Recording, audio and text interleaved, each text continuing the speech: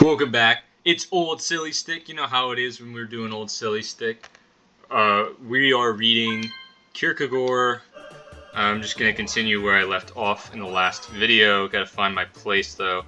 Finished with an endnote, which didn't really do much, but it's fun that I ended with an endnote. Oh, geez. I'm just going to be going in a circle. Okay. Well, I think I'm landing on a transport space, though, so let me see. Oh yes, the ambiguity. Okay, I don't even know where I want to go, honestly. I have no idea where anybody is. I'll just close my eyes. Alright, I'm going to Daisy.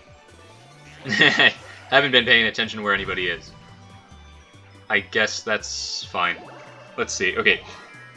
Thus Dr. Hartley, who we learned about earlier, has remarked, when laughter first manifests itself in the infant, it is an incipient cry, excited by pain, or by a feeling of pain suddenly inhibited, recurring at brief intervals. What if everything in the world were a misunderstanding? What if laughter were really tears? You know, I've always thought that getting a joke is similar to getting a math equation. Not directly relevant, but just something that this passage reminded me of. I've always had that idea of that kind of aha moment. That, if what I recall when I used to do math in high school, if I get an aha moment, is a sort of aha moment that can happen when you have a good joke. Okay, fries, soup. I don't know. I think it's a corn dog. I don't remember. Okay, fries, and then was that corn dog? Nice. Okay. Okay, so I guess babies laugh because they're sad. I'm not sure. Oh, dang it. Okay, fries. What the hell is that? Burger. I think maybe it's a corn dog. Oh, he already found the fries. Okay. Doing pretty good. There are times when one can be so infinitely... Okay, burger, corn dog, soup. Soup, corn dog, burger. Okay, that was soup. And then I don't know where fries are. Okay, good. There are times when one can be so infinitely pained on seeing someone all alone in the world. Thus the other day I saw a poor girl walking all alone to church to be confirmed. Ooh.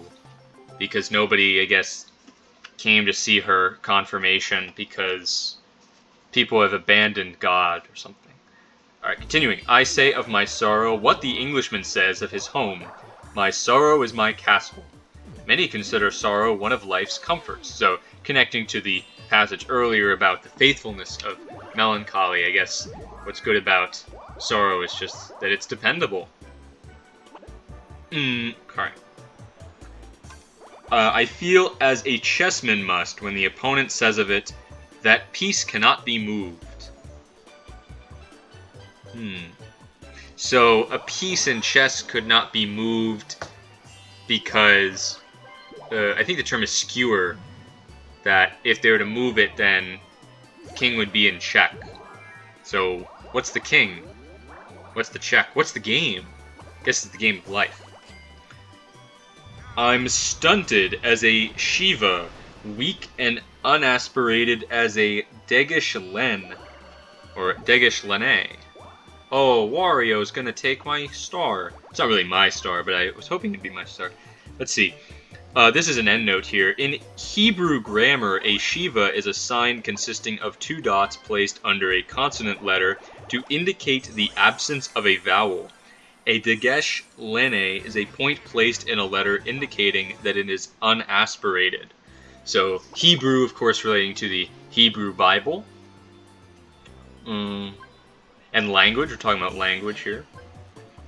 Pre-linguistic turn, if you know your history of philosophy. Jealous of myself and my thoughts as the bank is of its printing plates, and generally as self-reflected as any reflexive pronoun. If only it went with misfortune and sorrow as with conscious good deeds, where those who do them have their reward taken away. Oh wait, wait. I'm sorry. I skipped over a part because there's endnote 5, and I mixed it up with endnote 6. Okay, hold on. I gotta backtrack. I'm stunted as a Shiva, weak and unaspirated as a Degesh Lene. I feel like a letter written back to front in the line, yet rampant as a three-tailed pasha.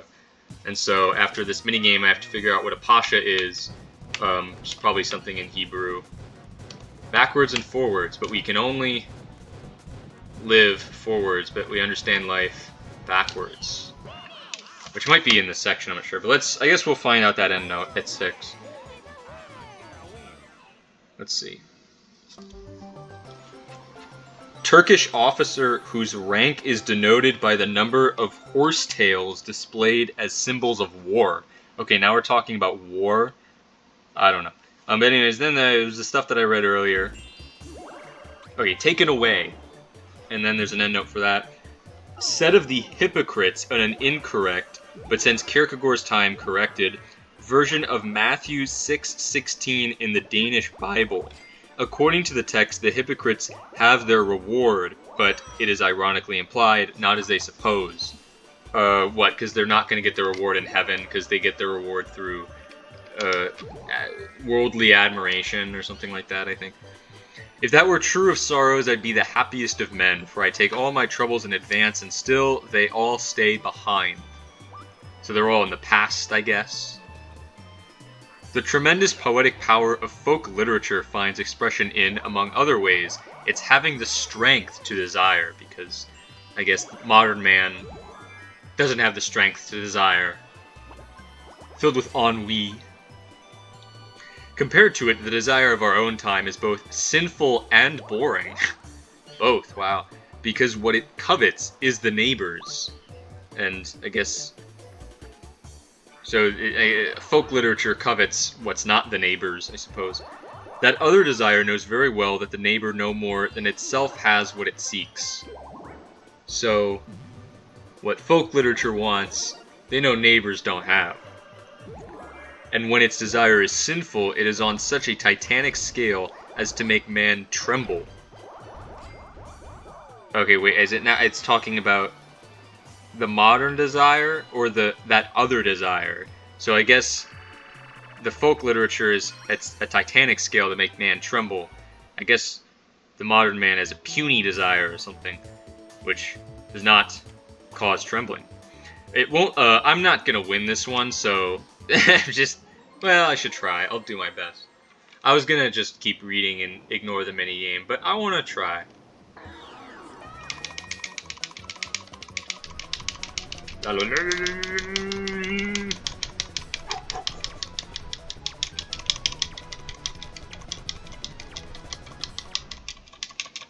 Okay. It won't let its price be beaten down by the cold probabilities of a sober reason. So I guess modern desire is more modest, but folk literature desire isn't.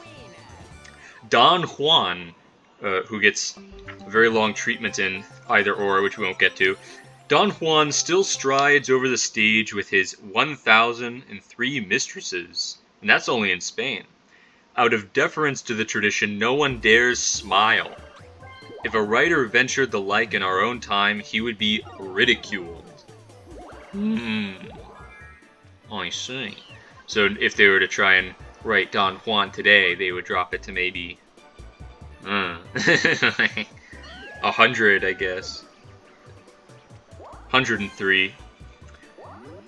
Alas, the door of fortune does not open inwards so that one can... Oh, wow, and we're playing the reversal of fortune. Look at that. Can force it by charging at it. It opens outwards, and so there is nothing one can do.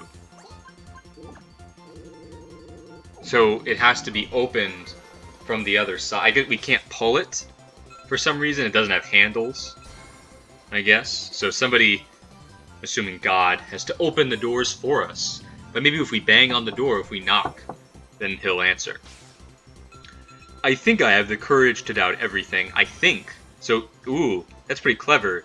He's even kind of doubting the courage to doubt everything. I think. And maybe a little Descartes there, I think, and the doubt. But that might be a reach. I think I have the courage to fight everything. Are those connected? That doubt is a sort of fight. Against what? Reason? Belief? Trust?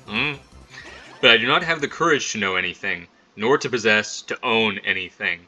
So just purely skeptical lacks the courage to have a true systematic philosophy of any kind. Let's see. Most, or to own anything is interesting. It's just kind of property, but I guess ideas as well. But it could be physical, material things. Most people complain that the world is so prosaic. I guess that's what people were complaining about in, was this Denmark that it was written? If it's Danish, it's from Denmark. I hope, I think. That's embarrassing, I don't know. Let me check the front to see where Kierkegaard was born. In Copenhagen. Where's Copenhagen? Hopefully it's in Denmark. If it's, I think Danish is Denmark. All right, that's an embarrassing Americanism. Oh well. I don't have I have the courage to doubt my knowledge of geography. At least you're playing Book Squirm. This is how Kierkegaard feels. Getting squashed by books. La la la. I could try and read it. What are we even talking about? Oh, the courage to have ideas. But I'm too focused on this minigame. Nice quill, by the way. And a lamp. So the lamp was turned on by who? Who's reading this book? I don't know.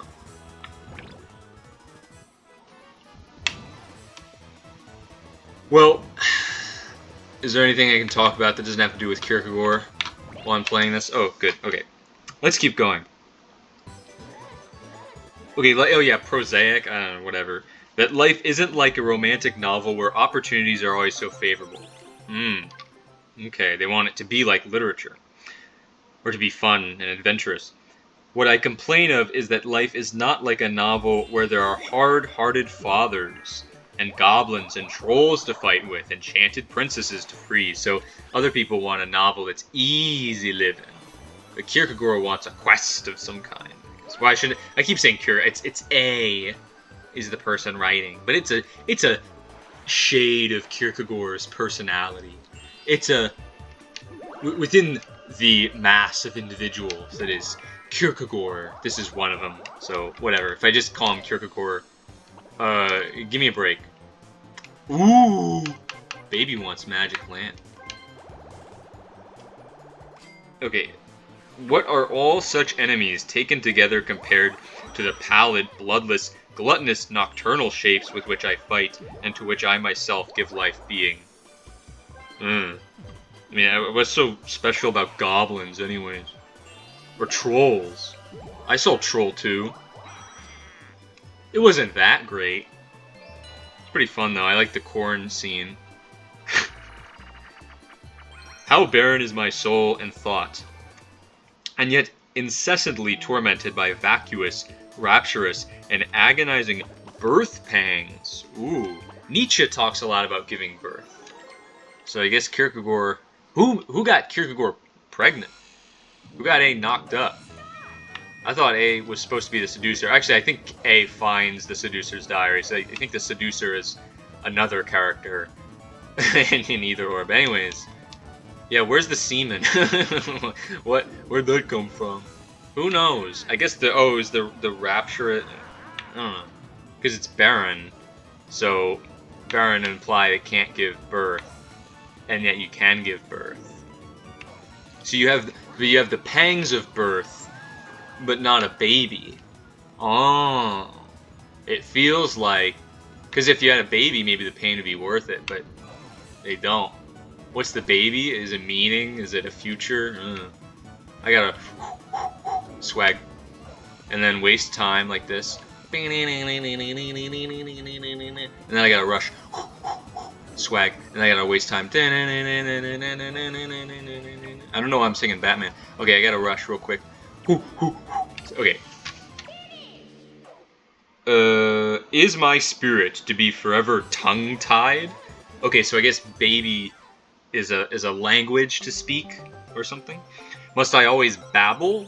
Perhaps referring to the Tower of Babel. So maybe he tried to build the tower, and so now he's babbling. But that's it. See ya.